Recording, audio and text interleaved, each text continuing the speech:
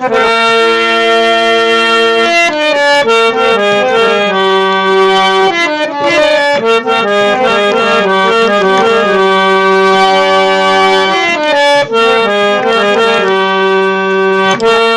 है सप्रेम विनीत अति सकुच सहित दुभाष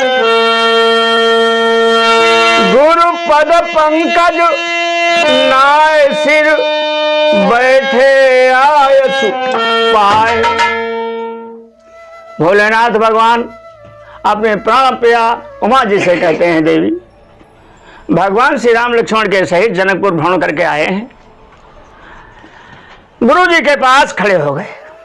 गुरु जी संध्या वंदन कर रहे हैं।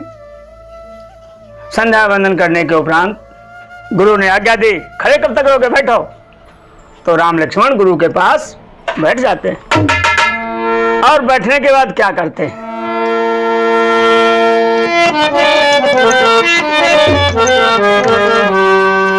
गुरु ने कहा संध्या वंदन करो बेटा। निशि प्रवेश मुनि आयसु दीन्हा तो सब ही संध्या वंदन।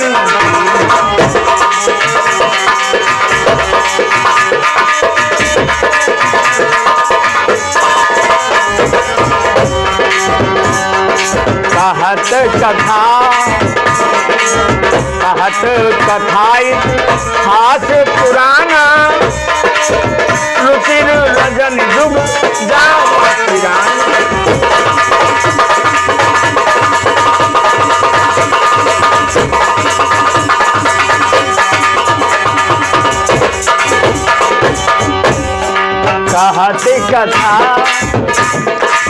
कहते कथा इतिहास पुरानी रुचिर रजन युग जाओ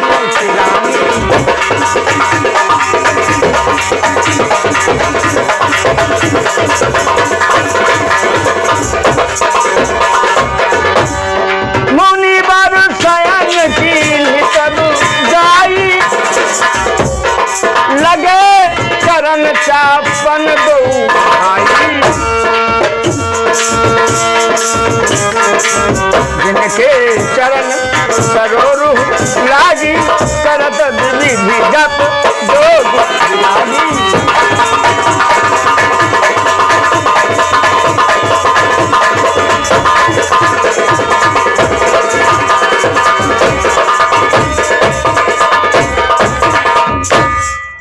कहते हैं संध्या वंदन किया और जलपान करने के बाद गुरु ने सुंदर सुंदर कहानियां, वेद शास्त्र की बातें, पुराणों के सुंदर वचन राम लक्ष्मण को सुनाया और उसके बाद कहा भैया आप सो जाओ।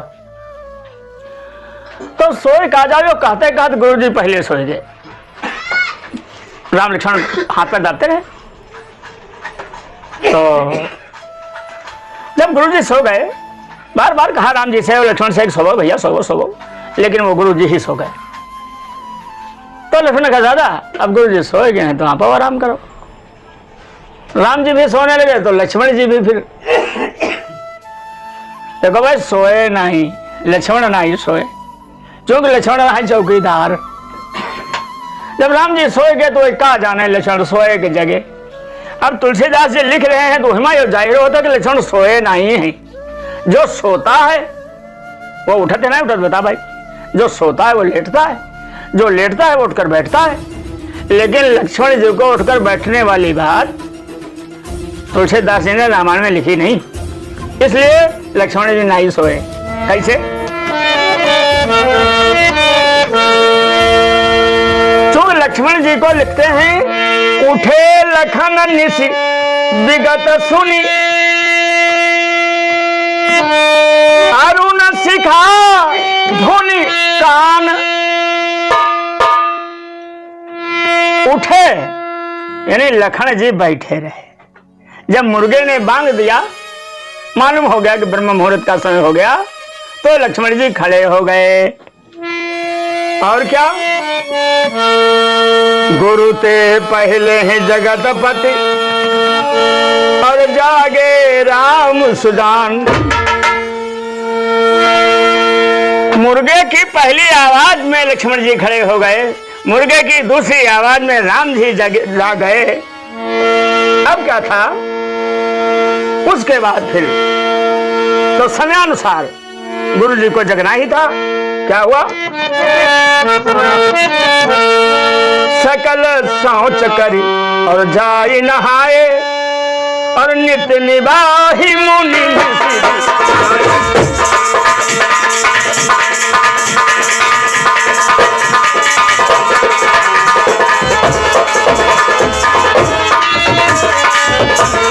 धूप बागु पर देख जाई जहाँ बसंत ऋतु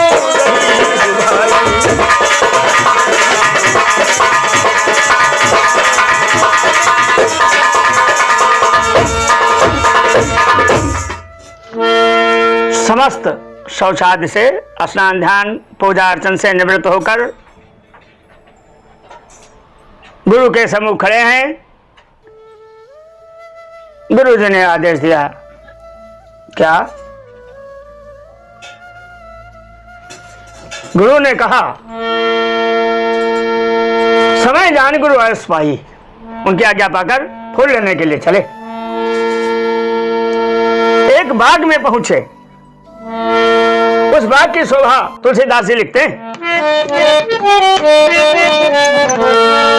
अरे नव पल्लव फल सुमन सुहाए निज संपत्ति सुरे रूप लजाए। जातक कोकिल कीर चकोरा पूजत दिह गए नटत फल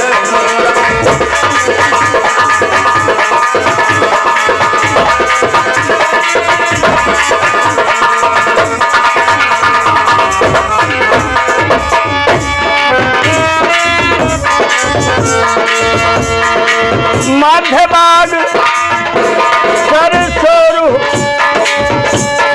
सुहावा मध्य बाग सरु सुहावा हनी सोपान विचित्र बनावा विमल सलिलुचर छिद बहुरंगा जल खग कूजती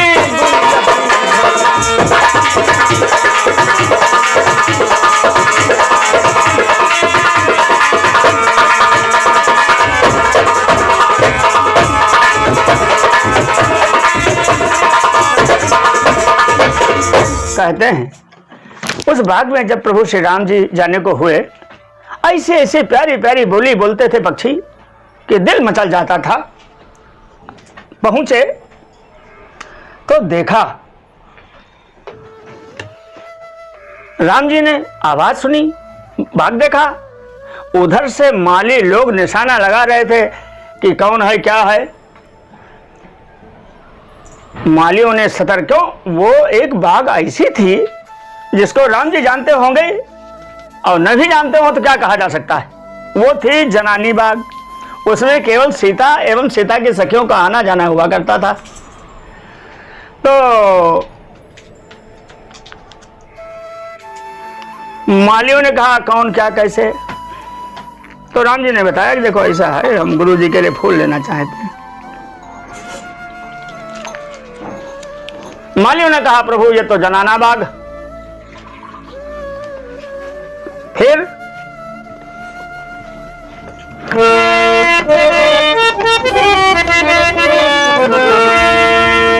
यहां बातचीत हो रही, उधर क्या हुआ? उस बाग में सरोवर तो था ही, वहां और भी पक्षी विहार आनंद कर रहे थे। दूसरे फाटक से सीता जी भी उस बाग में अपनी सखियों के सहित पधार रही हैं। सही अवसर सीता तहाई और गिरिजा पूजन है जननी पठाई। गिरिजा पूजन जननी।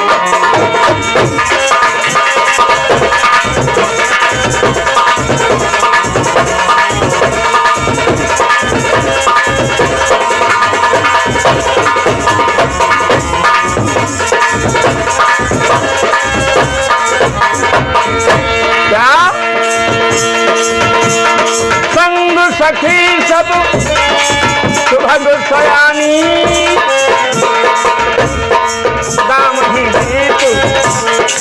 गाँव ही गीत मनोहर बानी, गाँव ही गीत मनोहर।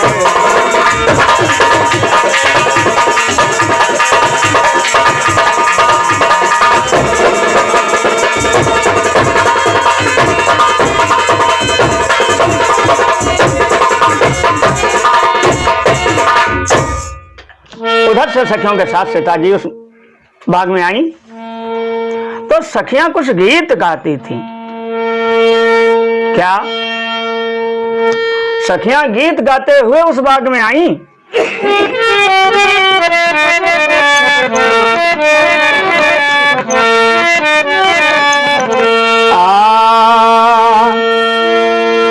क्या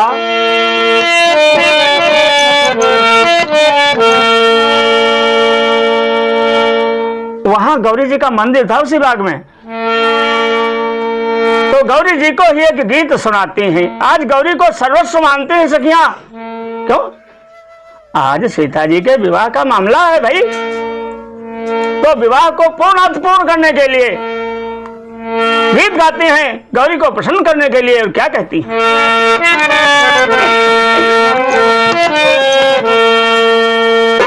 क्या? अरे तुम ही हो माता पिता, तुम ही हो बंधु सखा, तुम ही हो माता पिता, तुम ही हो बंधु सखा।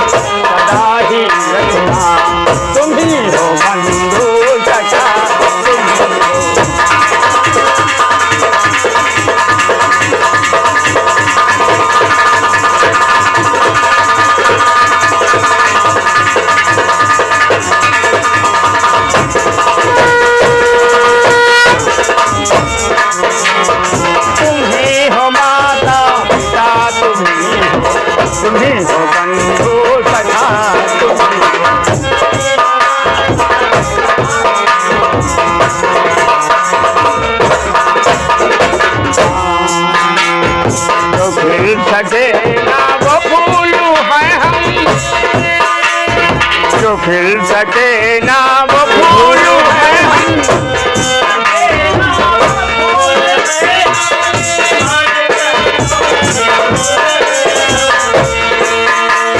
तुम ही हो साथी, तुम ही हो नैया, तुम ही खिवैया, तुम ही हो बंधु सखा।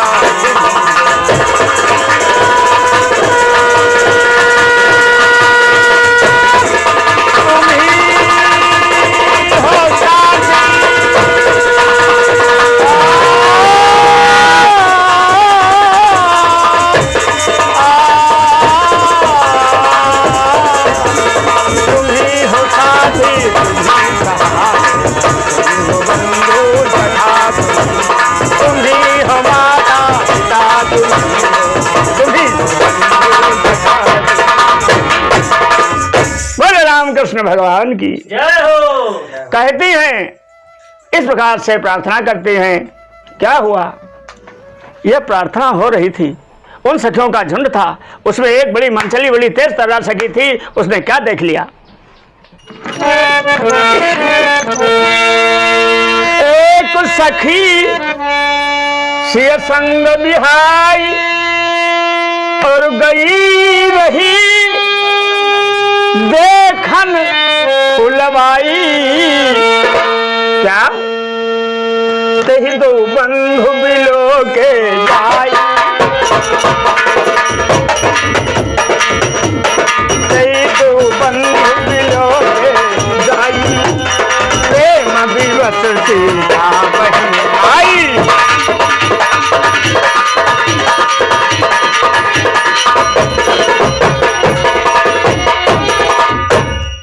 उस सखी ने मंदिर की तरफ न जाकर फूलों में मगन हो गई और वहां भगवान जी ने मालियों से बात की। और अच्छी बात करने वाले का प्रभाव होता है, माली प्रभावित हो गए और कह लगे आना मना है लेकिन तोड़ ले।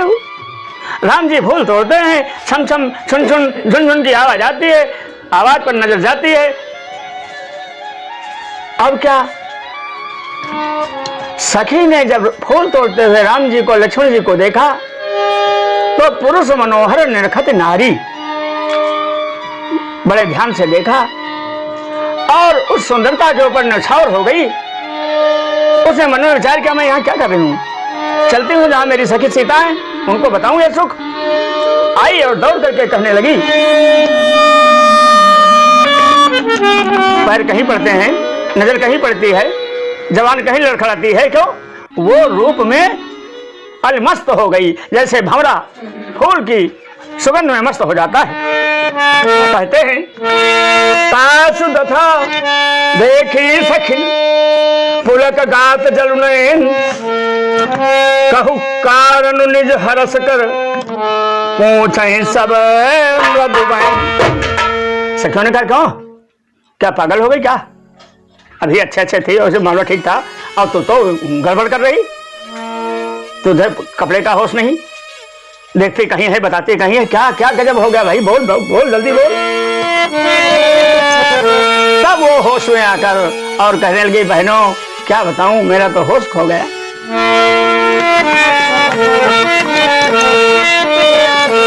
देखन बाग कुंवर दुआए, वह किशोर सब भांति सुहाए। देखन बाग कुंवर दुआए, वह किशोर सब भांति सुहाए।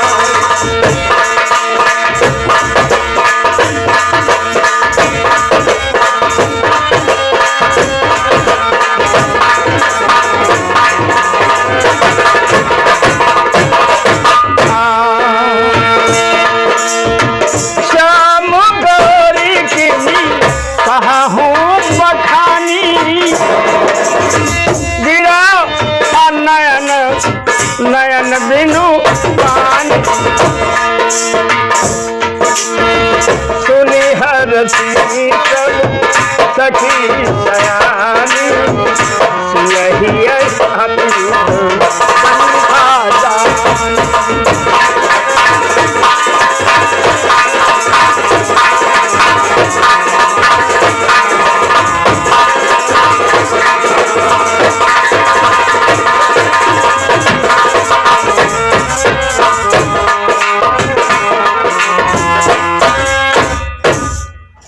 सीता जी ने ऐसा संदेश सुना, सीता जी को मिलने की बड़ी इच्छा हुई। कहते हैं सखियों के बीच में सीता जी चल रही हैं, सीता के बदन में इतना बड़ा प्रकाश है, सीता के प्रकाश से सभी सखियां प्रकाशित हो रही हैं। सुंदरता को सुंदर करे छवि ग्रह दीप शिखा जन भरे, ये सुंदरता है। हालांकि गोस्वामी तुलसीदास जी ने कहा मां सीता की सुंदरता का बखान कोई कर नहीं सकता, वो अकथनीय है, अवर्णनीय है। इसलिए बस इतना ही कह सकता हूं कि सुंदरता कहूं सुंदर करें। माता की शक्ति का बखान कौन कर सकता है? कोई नहीं कर सकता। चलिए अग्र करी प्रिय सखी सोई, प्रीति पुरातन लखे न कोई। राम और सीता की प्रीत ये पुरातन है, ना जाने कितनी पुरानी। नाना रूप में जब प्रभु अवतार लेते हैं तो नाना शक्ति के रूप में माता अवतार लेती है और दोनों का मिलन होता है। इस तरह धाम में और इस मिलन का सुख जो परम भागवत भक्त हैं उनको प्रदान करने के लिए ही प्रभु नाना प्रकार की लीलाएं करते हैं। सुमिर सिय नारद बचन उपजी प्रीत पुनीत और चकित बिलोकत सकल दिश जानु सिर सुमृगी चकित बिलोकत सकल दिश जनु सुमृगी। सभी भगवान राम को देखती छवि हृदय में धारण करती, लेकिन सभी भय सहित। ये गुस्साई तो नहीं है,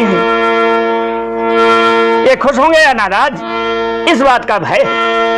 खैर भगवान राम के कानों में फिर बड़ी आवाज बढ़िया पड़ी। क्या?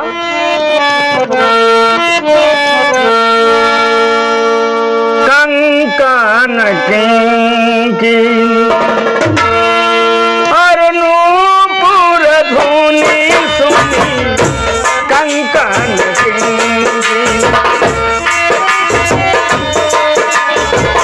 कहत लखन कहती लखन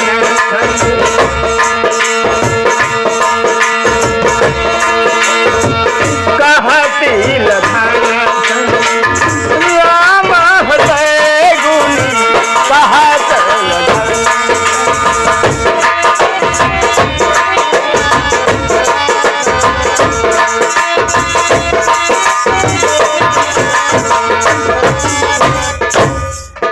लक्ष्मण से भगवान राम बात करने का बहाना बना रहे हैं और सीता की तरफ मन भी है, तन भी है और नेत्रों का प्रकाश भी है।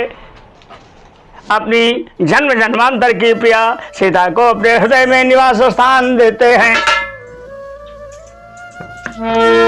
मैंने अभी कहा सुंदरता कौन सुंदर करी, छवि ग्रह दीप सिखा जन्म भरई। उसके बाद तुलसी ने अपने को विचार किया, मैं थोड़ा आगे बढ़ गया।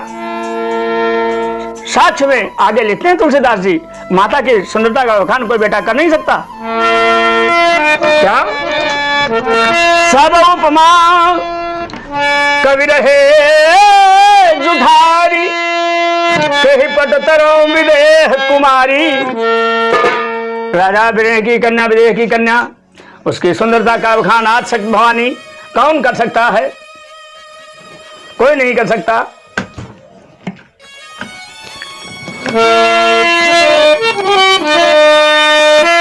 तो सिय शोभा ही बरनी प्रभु आपनी दशा विचार। बोले सुचिमन अनुजसन बचन समय अनुहार। राम जी जानते थे, समझते थे कि लक्ष्मण कुछ जाने ना भेद रहस्य, तो इसलिए प्रभु श्री राम लक्ष्मण से बातों में फांसे थे और खुद सीता के सुंदरता का, सीता के हाव भाव का, सीता के त्याग का, सीता की भावनाओं का हृदय से आनंद ले रहे थे। लक्ष्मण से बातों में क्या कह रहे हैं? ये इतनी सखियां हैं, इनमें जो एक सबसे सलोनी है, सबसे सुंदर है, सबसे लंबी है, सबसे गौरी है, सबसे प्रकाशित है, जानते हो लक्ष्मण? तात जनक तनया सोई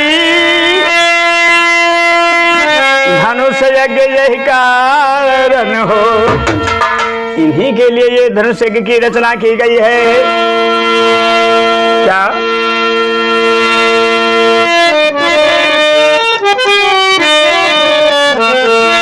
तो पूजन गौरी सखी लयाई करत प्रकाश फिरे फुलवाई और जासु बिलो की अलौकिक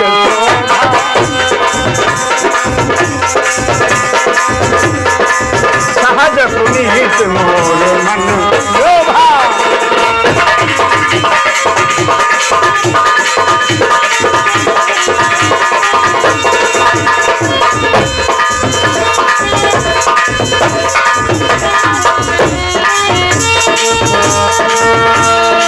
रघुवंशी कर सहज स्वभाव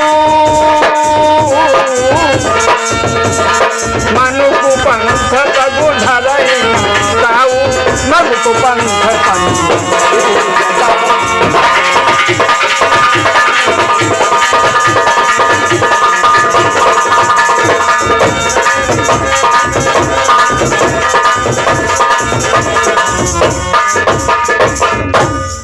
राम जी लक्ष्मण से कहते हैं, देखो आज हमको ये क्या हो रहा है, मुझे समझ में नहीं आता है। मालूम होता है कामदेव जो है हमसे बदला लेने आ गया,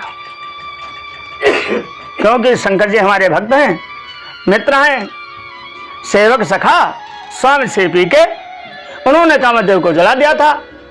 तो आज मौका पाकर के मालूम होता हम पे कुछ बड़ा ढंग डाल रहा है भैया। जो रघुवंशियों का स्वभाव है कि कभी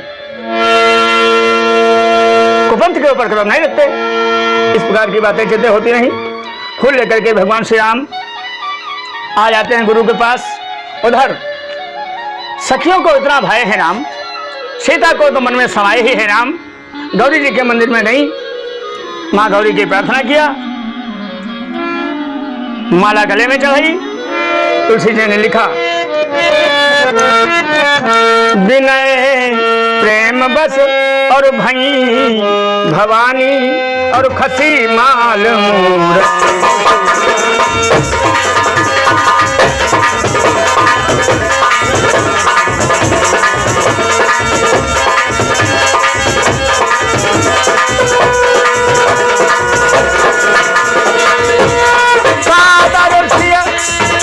प्रसाद सिरु धरई बोली गौरी हर सुहिया धरऊ। तुलसी चाहते अतीत हमारी पूज ही मन का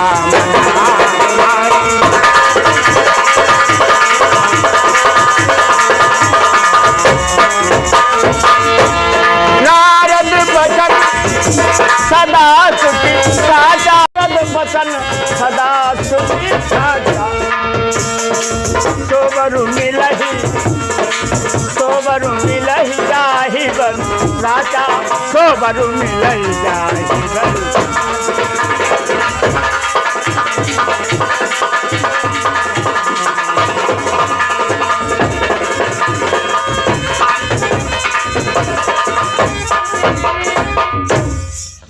कहते हैं माता ने प्रसन्न होकर बहुत लंबे प्रसंग में न जाकर खसी माल का माला गिर गई जमीन पर।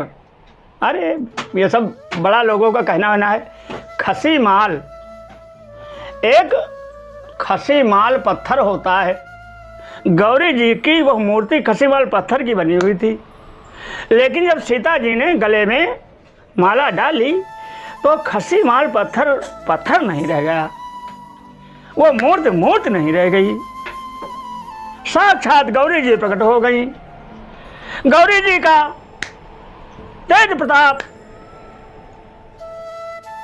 सीता के सामने टिकता है नहीं। क्यों नहीं टिकता? इनके राम के पर इन्होंने कभी संदेह किया था, परीक्षा ली थी। आज उस लज्जा के कारण सीता जी ने जब गले में माला डाली तो सर झुक गया। माला तो पड़ी, लेकिन इतना झुक गई माँ गौरी कि वो नीचे खसी माल मूरत मुस्कानी, माला डलवाने की शक्ति अपने में न महसूस करते हुए मुस्कुराहट से संकेत किया, बेटी देवी आदिशक्ति अम्बा पराम्बा जगदम्बा, मेरा मान बढ़ाने के लिए आप आई, इसका आपको कोटि कोटि धन्यवाद है। लेकिन आपकी इच्छा है, आपकी इच्छा को पूर्ण करने के लिए मैं प्रयास करती हूँ। आप तो जो मांगा है उसको देने के लिए भी मैं कहती हूँ। क्या? अरे मनु जाहि राजऊ मिली ही शोभा, सहज सुंदर श्याम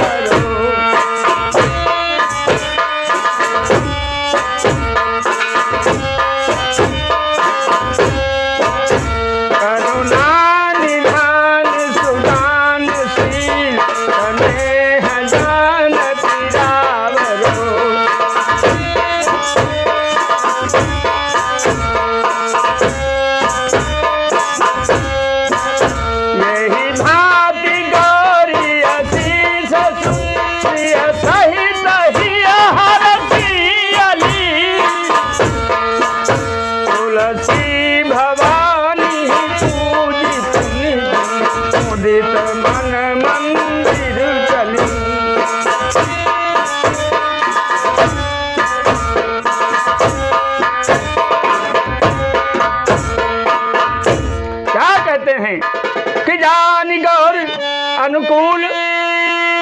और सियहि हरस न जाहि कहि और मंजुल मंगल मूल कि बाम अंग फर कर लगे।